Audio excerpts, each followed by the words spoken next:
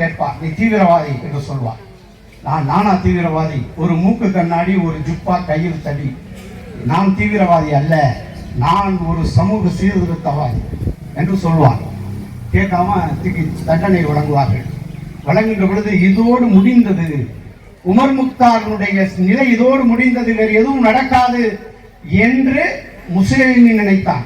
ஆனால் தூக்கில் போடுகின்ற பொழுது கடைசி செய்தி, தூக்கில் போட்டவன அவருடைய மூக்கு கண்ணாடி கீழே விழும். அந்த கண்ணாடியை அந்த சுற்றி நின்ற மக்கள் மத்தியில் இருந்த ஒரு இளைஞன் அந்த கண்ணாடியை எடுத்துக்கொண்டு நீண்ட தூரத்துக்கு ஓடி விடுவான். பிடிக்க முடியாதவனை அதில் எழுதுவார்கள், மீண்டும் உமர் முக்தார் பிறந்து விட்டான் அப்படின்னு. உங்களுக்கு புரியுதா என்ன சொல்றேன்? மீண்டும் உமர் முக்தார் பிறந்து விட்டான்.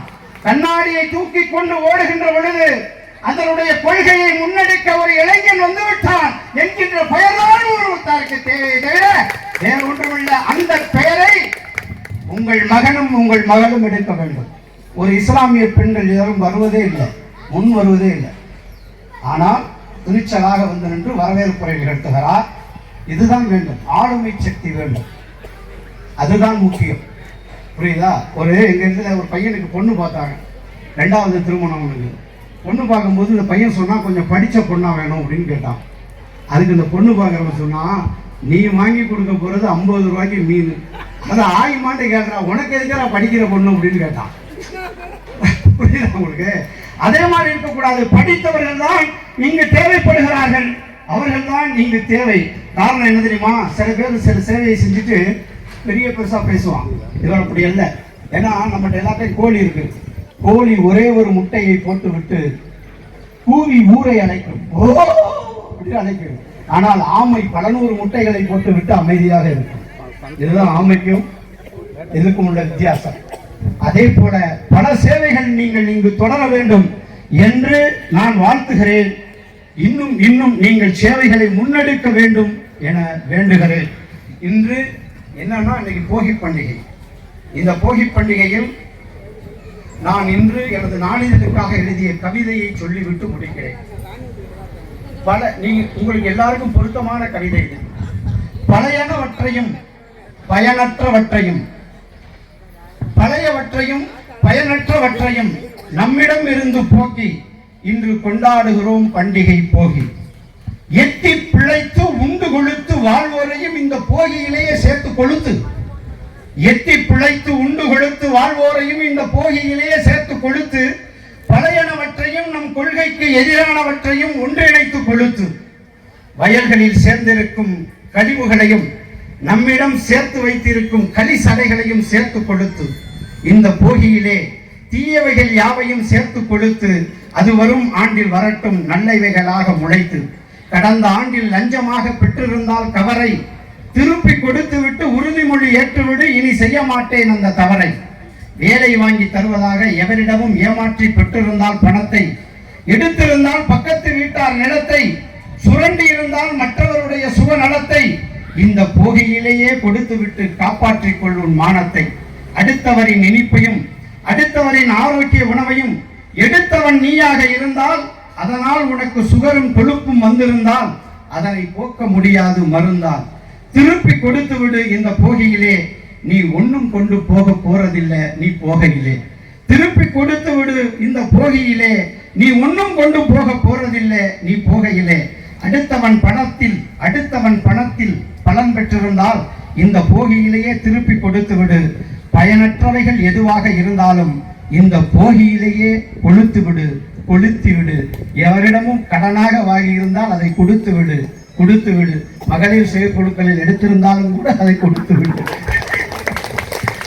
ஒரே ஒரு தமிழனுடைய சிறப்பு என்னவென்று சொன்னால், ஒரே ஒரு செய்தி தான். அதாவது தமிழனுடைய ஒரே சொன்ன அந்த நாகரிகத்தை புரிஞ்சுக்கிறதுக்காக சொல்ல வர்ற, தமிழர் திருநாள் என்பதால் தமிழனுடைய நாகரிகத்தை பற்றி ரொம்ப பேருக்கு தெரியாம இருந்துச்சு.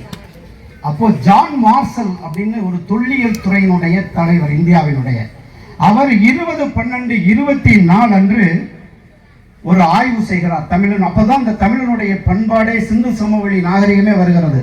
அவர் ஒரு ஆய்வு செஞ்சு தி இல்லஸ்ட்ரேட் வீக்லி என்கின்ற லண்டன் பத்திரிகையிலே ஒரு தலைப்பிடுகிறார், first light on a long time forgotten civilisation. மறைக்கப்பட்ட ஒரு நாகரிகத்தின் மீது விழுந்த முதல் வெளிச்சம் என்று அதில் எழுதுகிறார். கிமு கிறிஸ்து பிறப்பதற்கு முன் 600 ஆண்டுகளுக்கு முன்னால், 1000 ஆண்டுகளுக்கு முன்னால் இந்த தமிழனுடைய வரலாறு ஒன்று திறந்திருக்கிறார். காரணம், அவருக்கு அது அடுத்தபடியாக சொல்கிறார். அவர் மண்டை ஓடுகளை எடுக்கிறார். இது நீல நிற மண்டை ஓடுகளாக இருக்கிறது. இது இலங்கை வேட்டுவை இன மக்களோடு இந்த மண்டை ஓடு பொருந்தி போகிறது. இரண்டாவது ஒன்றை சொல்கிறார். இது வேத நாகரிகத்துக்கும் சிந்து சமவெளி நாகரிகத்துக்கும் சம்பந்தம் இல்லை என்கின்றார்.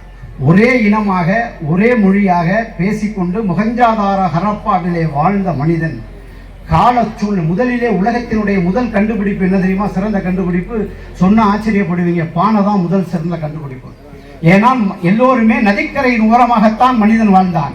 நதிக்கரையின் ஓரமாக வாழ்ந்த பொழுது தண்ணீரை கடத்த தெரியாது, அவன் வேற எங்கேயும் போக மாட்டான். அதனால மிகப்பெரிய சீரழிவுகள் ஏற்பட்டது.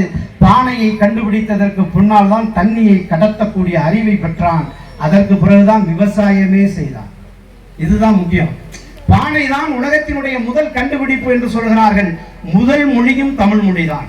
அந்த மொழி தமிழ் மொழி முதல் மொழி. நீங்க எங்க போய் அடிச்சு பார்த்தா the first languages in the world என்று கூகுள்ல அடிச்சு பார்த்தீங்கன்னா முதலில் வருவது தமிழ் மொழி தான். அந்த தமிழ் மொழிக்கு சிறப்பு ஏற்படுத்தும் விதமாக மதங்கள், சாதிகள் இவைகள் எல்லாம் கடந்து மருத்துவராக, வழக்கறிஞராக, எழுத்தாராக, அரசியல் சமூகம் சார்ந்தவர்களாக, இன்னும் சொல்ல போனால் படிக்கின்ற மாணவர்களாக, உழைக்கும் பெண்களாக, இன்னும் பல்வேறு சமூகத்தைச் சேர்ந்த ஆண்களாக தென்னை மரத்தடியில் கூடி இருக்கிறோம். வரும் ஆண்டும் கூடி இருப்பதற்கு எல்லா நலங்களும் கிடைக்க வாழ்த்தி பிரார்த்தித்து தமிழன் என்று சொல்லடா, தலை நிமிர்ந்து நில்லடா, டாஸ்மார்க்கு போய் தள்ளாடாமல் நில்லடா என்று கூறி விடைபெறுகிறேன். நன்றி. நிறைவாக